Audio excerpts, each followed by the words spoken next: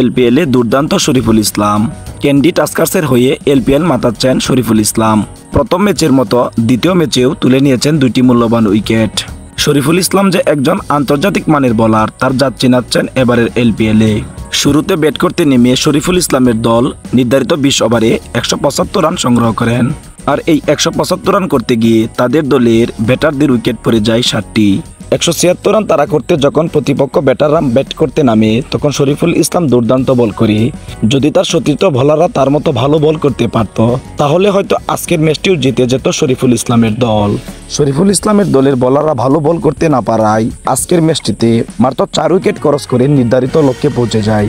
17 over 1 বলে 6 উইকেটের বিশাল ব্যবধানে জয়লাভ করে গাল গ্ল্যাডিয়েটর্স।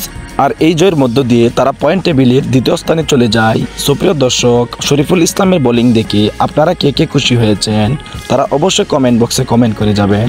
আর শরীফুল ইসলাম কি তার আশানুরূপ বল করতে পারবে কিনা পরবর্তী ম্যাচগুলোতে তা জানার জন্য অবশ্যই আমাদের ভিডিওটি কন্টিনিউ দেখুন।